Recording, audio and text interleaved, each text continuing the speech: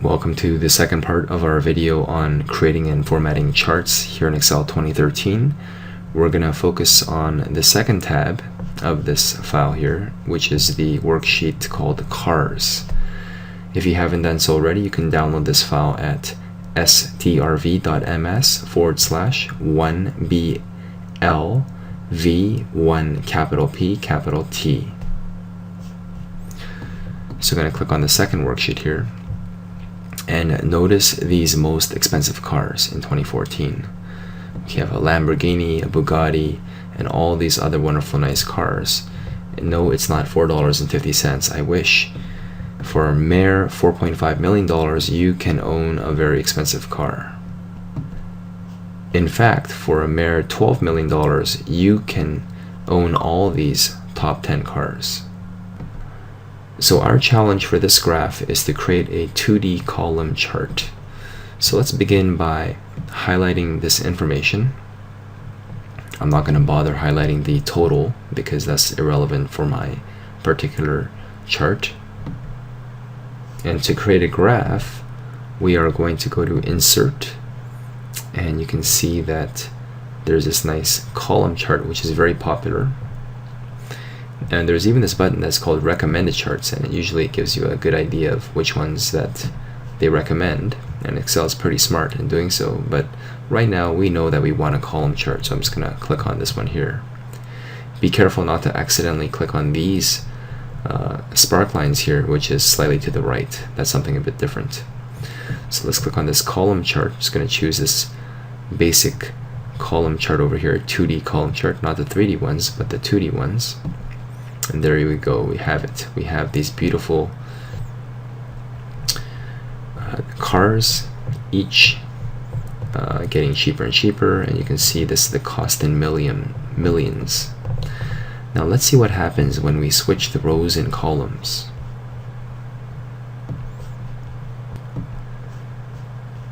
With this chart selected, I'm going to go to the ribbon here. You can see that we're automatically in the Chart Tools Design tab.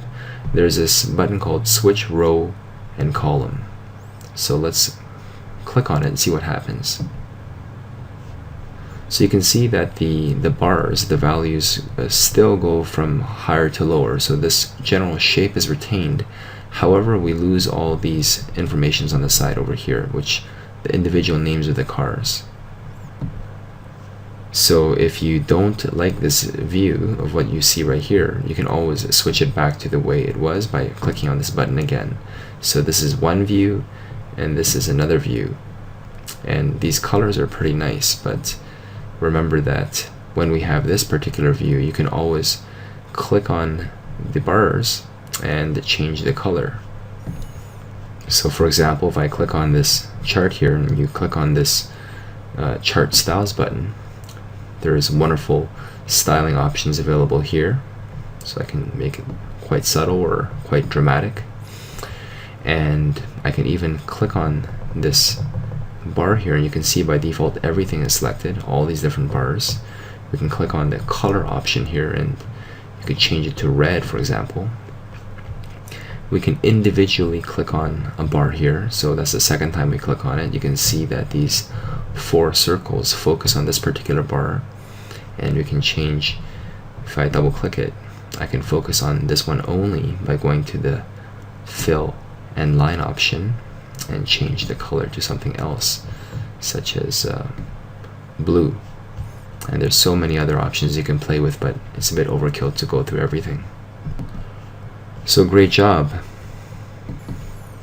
We know about this column chart because it's very famous and popular. People tend to understand the meaning of these column charts used to compare various categories in terms of how big or small they are. And now we're also aware of, once you click on a graph, the ability to switch row and column. Let's click on the car sales worksheet now. So imagine that we were car salespeople and that we worked for the month of January and February, and we were superstars. We sold 12 of these very expensive cars in January. Lamborghinis, and in February 15. In fact, we sold all these other cars. We sold so many cars in January as well as in February. And here is the graph to show this performance for each different type of car. Now, unfortunately, this graph only shows our performance for January. So our challenge is to include our performance for February and then be able to compare January's performance with February's sales. So how can we do that? Let's click on the graph. Once you click on the graph, notice these selected regions.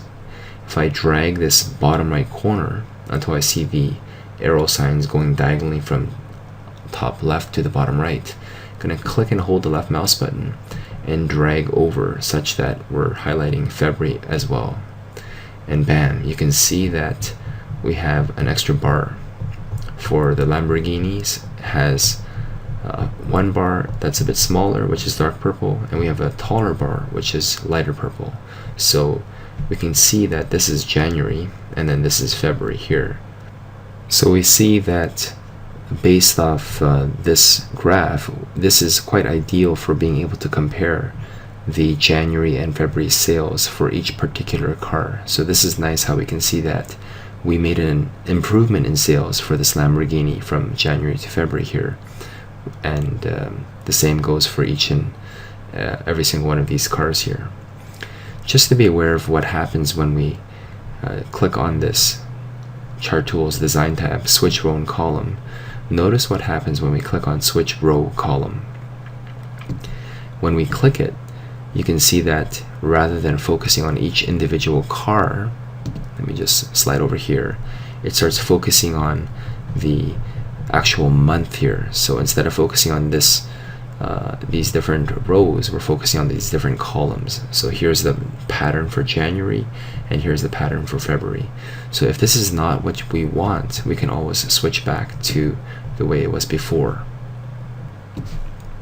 So recall that we already practiced playing with labels, styles, effects, colors, as well as we made a pie graph with labels showing the percentage. We already played with all these things already, but one thing to emphasize that we haven't done so already is the size and position.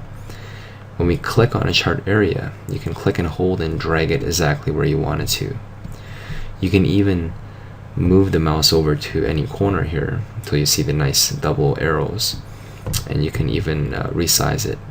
Now generally it's a bad idea to squish it, just much like any image editing program. When you click on a picture and you transform it and you just squish it, that looks kind of amateurish and ugly. So I'm going to press Ctrl Z to undo that. And whenever you resize, it's generally a good idea to hold down the Shift button. When you hold Shift, you can actually resize it and constrain it in proportion. Everything stays the way it should be relatively. So the idea of moving it is very important. In fact, we can even resize this more accurately by right-clicking and choosing Format Chart Area, which brings up this box here. Or another way to do this is to simply double-click. Once you double-click the chart, you get the same thing, Format Chart Area. What we can do is we can click on this button here called Size and Properties. So with this button clicked on, you can be very precise with the way you want your size.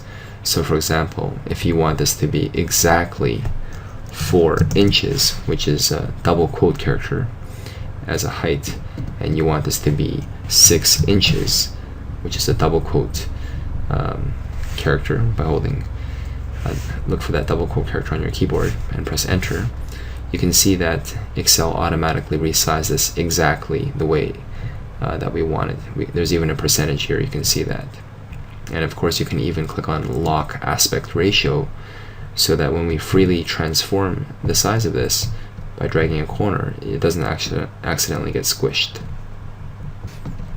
So what we have done in this car sales worksheet is that we've looked at a graph and clicked on it, and we manually adjusted the data range so that we're not only looking at January, but we're also looking at February.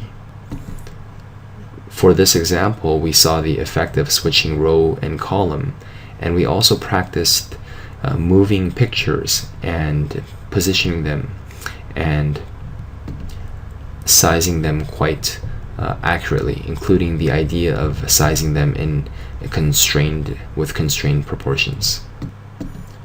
So great job if you made it to the end of this video. If you keep persisting with these charts, you're going to be able to make some wonderful professional looking diagrams and perhaps even get a marketing job or something even better.